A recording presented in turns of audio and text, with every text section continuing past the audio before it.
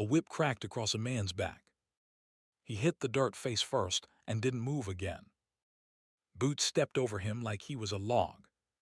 A boy chained beside him started screaming. A hand clamped over the boy's mouth so hard his lips split. The crowd kept bidding.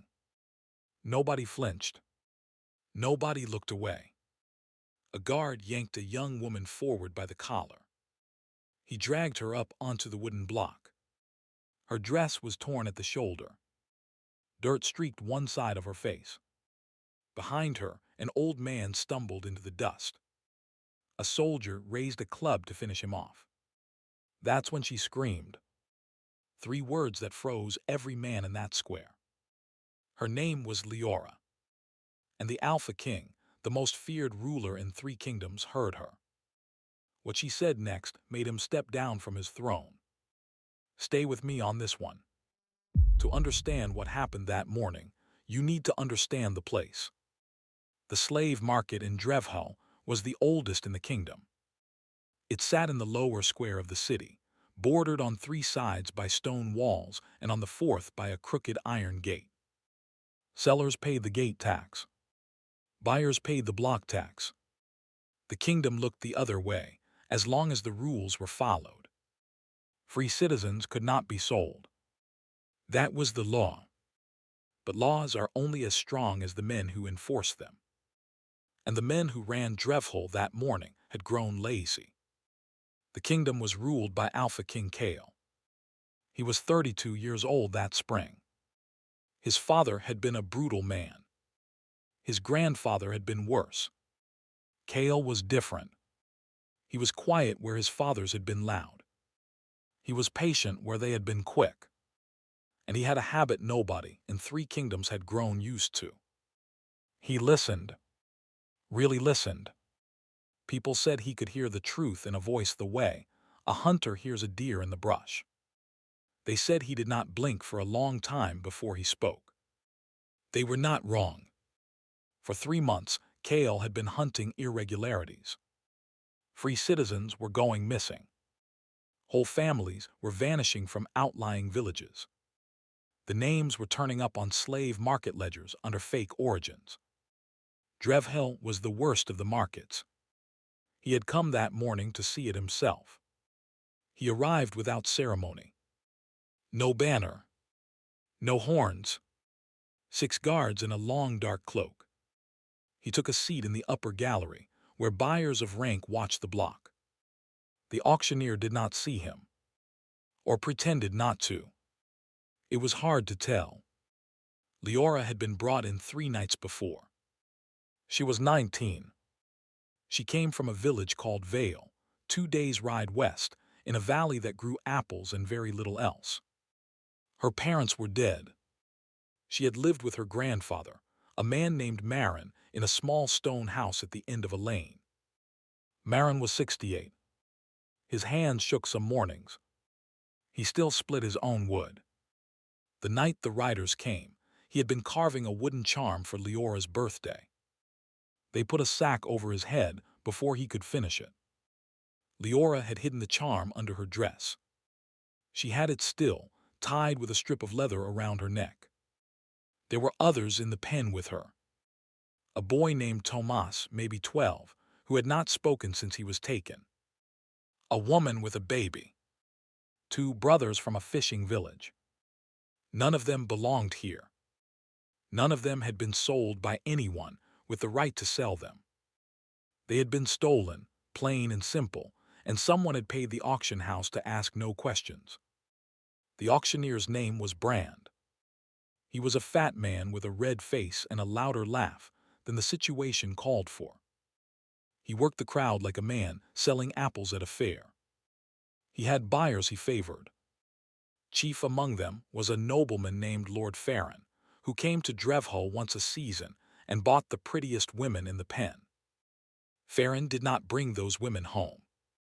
What he did with them was the kind of thing the city had stopped asking about. That morning, Farron was in the front row. He had paid Brand in advance to bring Leora out third.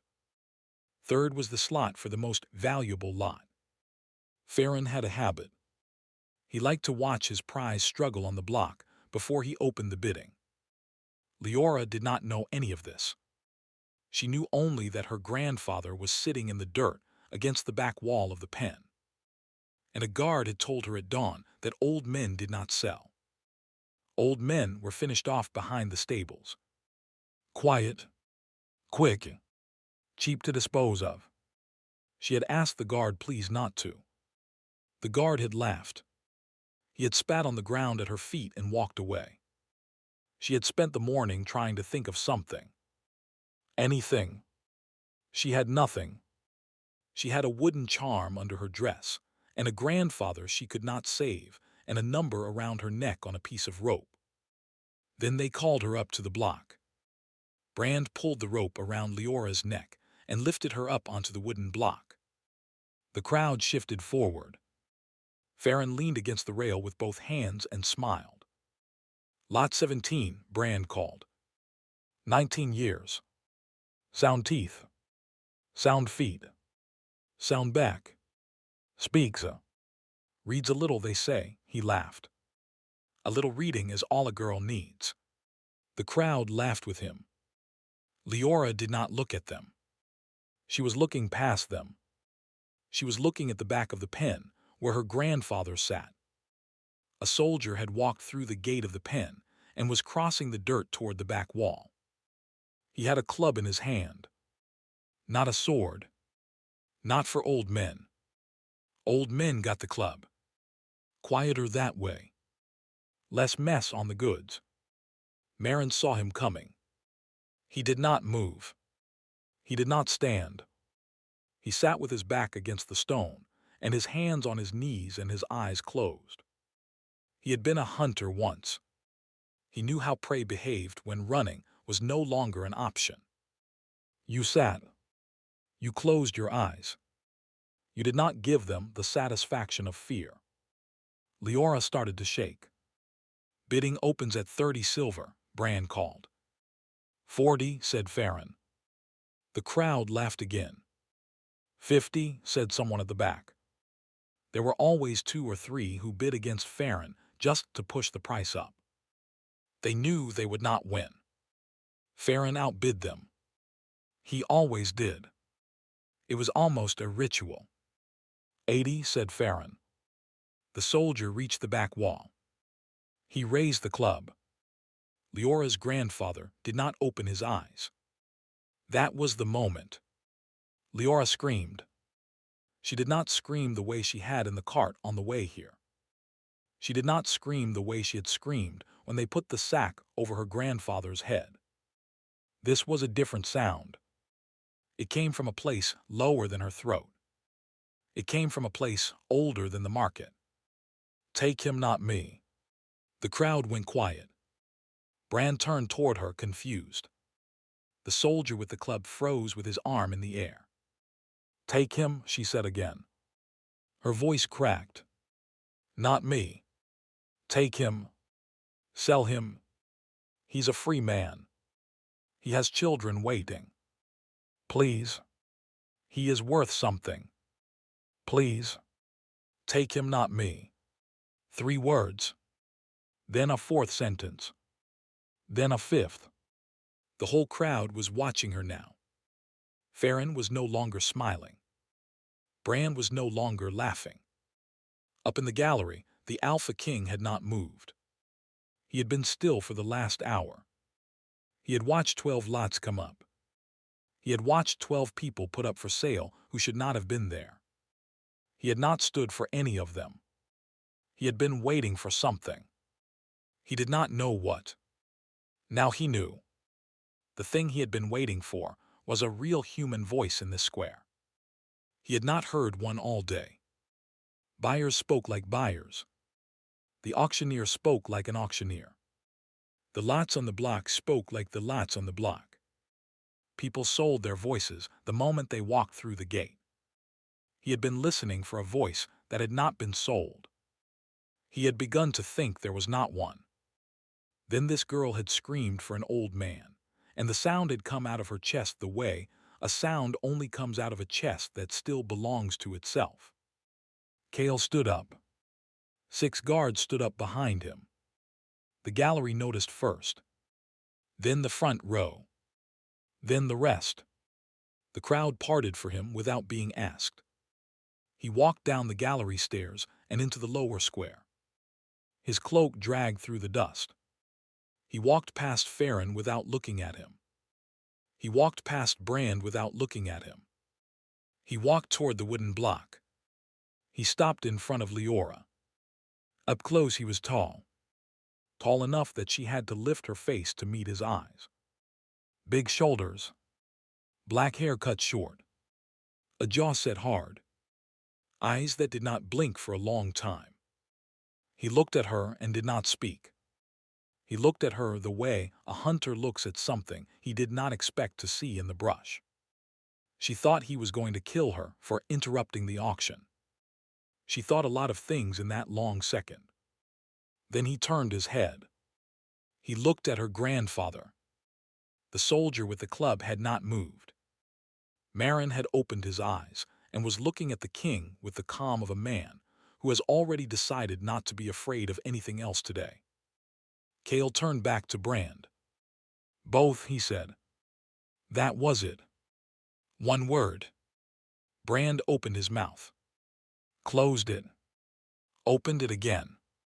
Brand was a man who had known 3 kings. He knew when not to bargain. He bowed so low his belly almost touched the ground. Both, your grace, he said. Of course. Both. Cale turned to Farron. He did not say anything to Farron. He just looked at him. Farron, who had killed 3 women in his country house last winter and paid the magistrate to forget about them, looked back at the Alpha King and remembered all of a sudden that he had business at home. Farron bowed. He walked out of the lower square. He did not come back. Cale lifted Leora down from the block himself. His hands were warm. He set her on her feet. He did not let go of her arm right away. He held it for a beat longer than he needed to. Then he let go. 2 of his guards walked to the back wall and helped Marin up. The old man was steady on his feet. He nodded once to the king, the way one hunter nods to another. The king nodded back. They were taken out through the gate. A wagon was waiting. Cushioned. Real cushions. Bread on a cloth. A jug of water that was clean enough to see the bottom of. Leora climbed in beside her grandfather. He took her hand. Her hand was shaking. His was not. The wagon rolled out of Drevhill and onto the road to the High Keep. For the first time in 3 nights, Leora exhaled. She closed her eyes. She thought the worst is over. It was not.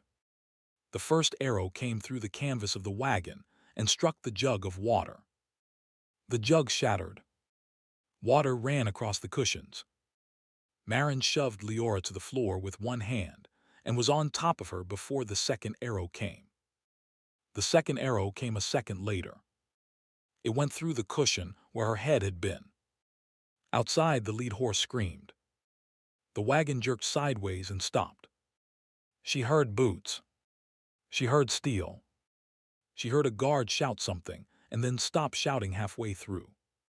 She heard the king's voice, low and short, giving orders in 2 words at a time. Then the canvas was cut open, and a hand reached in and grabbed her by the hair. She was dragged out into the road. There were 6 men in dark cloaks. Not bandits. Bandits do not move like soldiers. These men moved like soldiers. Their cloaks had a small mark stitched on the inside of the collar. A black tower. The mark of the council. Now here's the thing. Leora did not know what the council was. She would learn. The council was 12 men. They were the king's advisors. They had served his father and his grandfather. They had grown rich in the slave trade for 60 years. When Cale started disrupting that trade, they had started planning. The plan was not yet ready. They had not expected him to come to Drevhill that morning. They had not expected him to step down from the gallery. They had not expected him to take a girl off the block. They were forced to move early. The man holding Leora's hair was the council's lead enforcer. His name was Voren. He had a clean, narrow face and very pale eyes. He pressed a knife to her throat and turned her to face the king. Cale was standing in the road with a sword in each hand. 3 council men were already down at his feet. The remaining 2 had stepped back. Voren spoke first. "You stole from a sanctioned auction, Your Grace," he said, "in front of 200 witnesses. Without a writ. Without a hearing. The council convenes tomorrow. We will be calling for a regency." Cale did not answer. He was looking at Leora. He was looking at her in a way she had never been looked at before in her life. Not the way Farron had looked at her. Not the way the buyers in the gallery had looked at her. This was something else. He looked at her the way a man looks at a piece of his own life that has been missing so long he had stopped expecting to find it. Marin stepped down out of the wagon. He had a knife in his hand. Not the king's. His own. Tied to the inside of his boot for 40 years. He held it the way a man holds a tool he has used 1,000 times.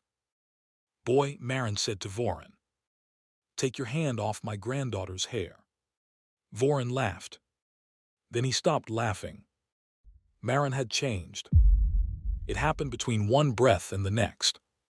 His shoulders did not grow. His height did not grow. But something behind his eyes shifted, and the air around him changed, and the 2 council men who had stepped back again. He was an old man, and he was something else. He had always been something else. He had hidden it for 40 years in a stone house at the end of a lane, in a valley that grew apples. Marin was an alpha. Not a king. Not a prince. An alpha of an old line. A line the council had spent 60 years hunting to extinction. There were not supposed to be any left. There was supposed to be only Cale's line. That was the whole point. That was why villages had been disappearing. That was why Leora had been on the block. The council had not known what she was. They had only known her grandfather had been on a list. Voren's pale eyes went very wide. Cale moved. He crossed the road in 3 strides. The 2 council men who had stepped back did not have time to step back again. They went down. Voren tried to drag Leora with him. Marin was already there. The old man caught Voren's wrist and broke it. The knife fell. Leora dropped to her knees in the dust. Cale was over her. He pulled her up against his chest. He held her there with one arm. He held her hard. He held her like he was afraid she would disappear if he loosened his grip by a fraction. Voren was on the ground, holding his wrist and screaming about the council and about a regency. 2 of Cale's guards walked over and lifted him to his feet and tied him. 3 council men were dead in the road. 2 were tied. 1 had run. The road was quiet again. Cale had not let go of Leora. She was breathing into his collar. She could feel his heart through the cloak. It was beating like a war drum, and it was not slowing down. She did not know yet what that meant. He did. He knew what she was. He had known from the second she screamed in the square. His wolf had known before his mind had caught up. The thing he had been waiting for in the gallery had not been a voice. The voice had been the door. The thing on the other side of the door was her. Fated mate. The old word for it. The word the council had been trying to make a myth. She was not a myth. She was real, and she was shaking against his chest, and she was alive. She tilted her head back. She looked up at him. "Why did you take both of us?" she whispered. He looked down at her. He took a long second to answer. He had not blinked yet. "Because you asked me to take him," he said. And not yourself. She did not know what to say to that. So she said nothing. She just held onto his cloak. He carried her back to the wagon. Marin walked beside them with his old hunter's knife back in his boot. If you're still with me on this one, hit that subscribe button, because the story is about to turn again.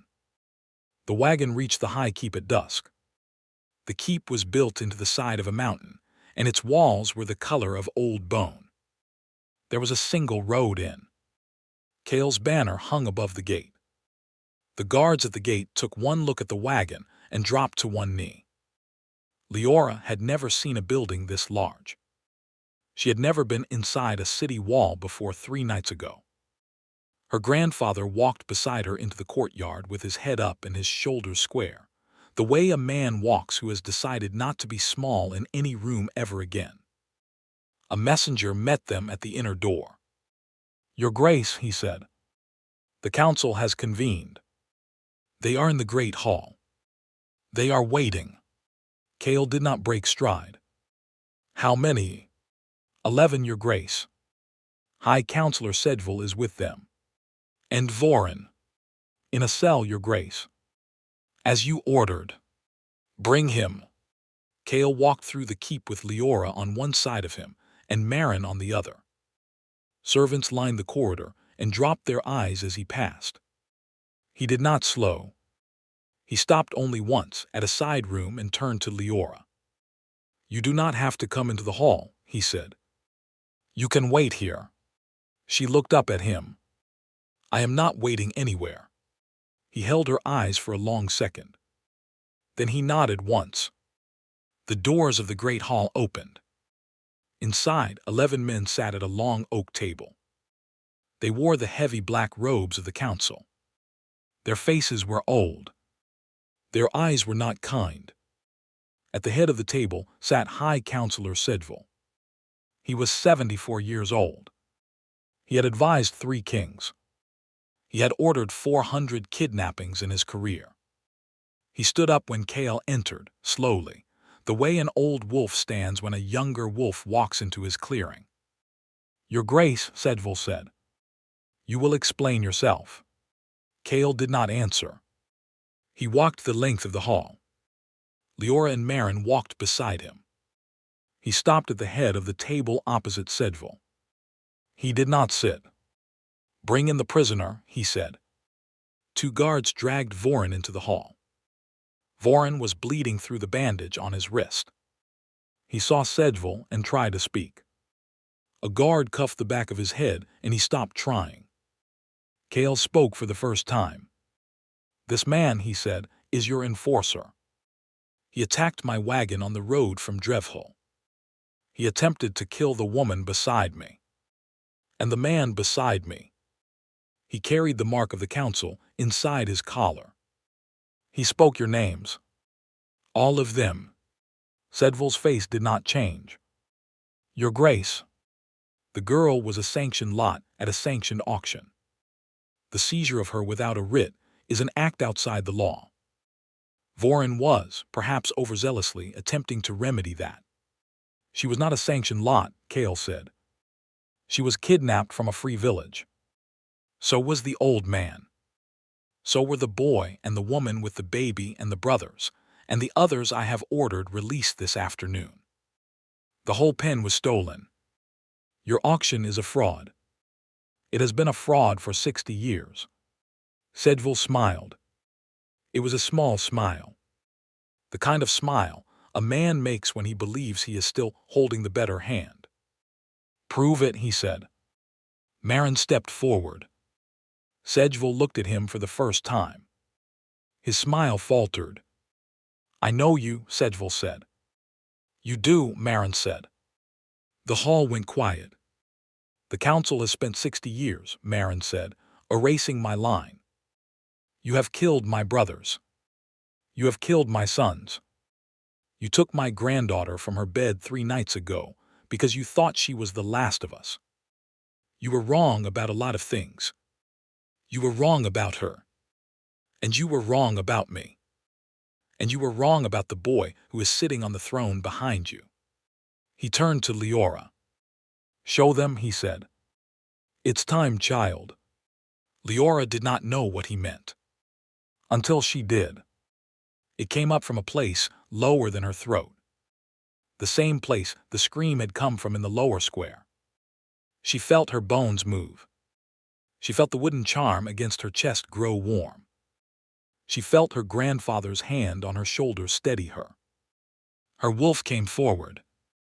She did not turn into a wolf the way the storybooks said. It was simpler than that. Her eyes changed. The air around her changed. The thing inside her stood up where it had been sleeping all her life. The 11 men at the table saw it. 4 of them stepped back from the table. The rest sat very still. Sedgeville went the color of old paper. Cale stepped beside her. He did not touch her. He did not have to. The whole hall could see what they were to each other now. The bond was not a private thing. It was a thing you could see in the air, the way you can see heat over a fire. Cale spoke once. "The council is dissolved," he said. "Effective tonight. Sedgeville, you will be tried for 60 years of unlawful trafficking. The rest of you will be tried for what you each did. The slave market in Drevhull will be shut. Every market in the kingdom will be shut by the end of the month. Every ledger will be opened. Every name will be returned to its village." He looked down the table.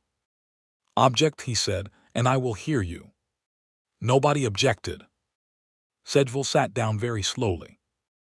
It was the last thing he ever did as a free man. The guards took the 11 of them out of the hall. Cale turned to Leora. Her eyes were her own again.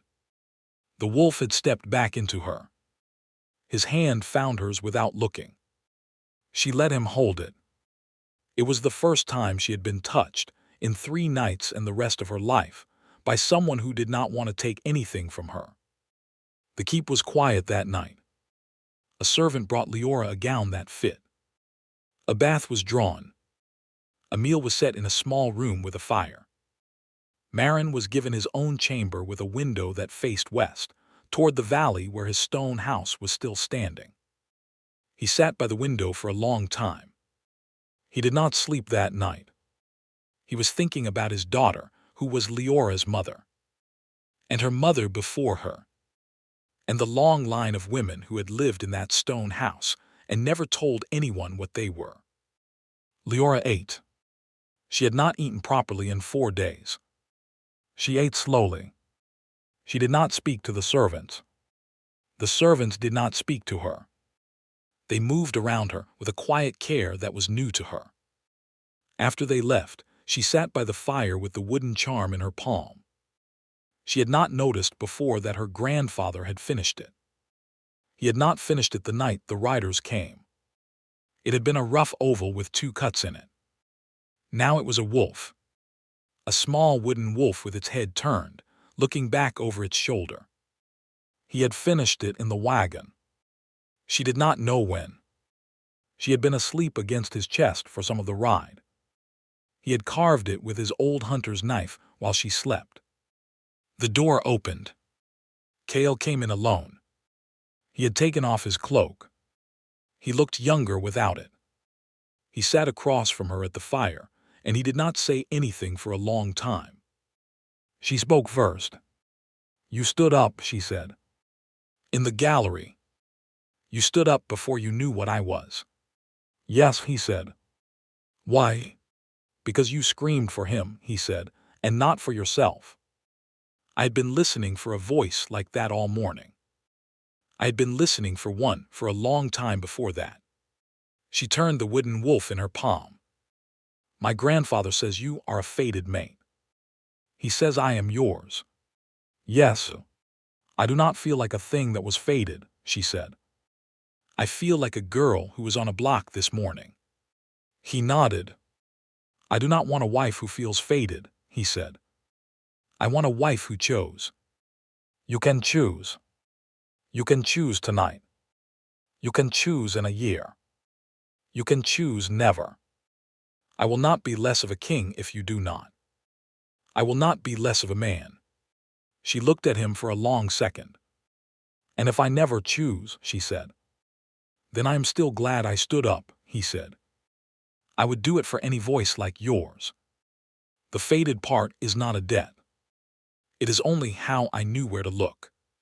The fire moved between them. I would like to think about it, she said. Take all the time you need, he said. He stood up. He walked to the door. He turned. There is one more thing, he said. The boy from the pen. Tomas. He is here. He has not spoken yet. The healer thinks he will. I thought you would want to know. She nodded. She did not trust her voice. He left. She sat by the fire for a long time with the wooden wolf in her palm.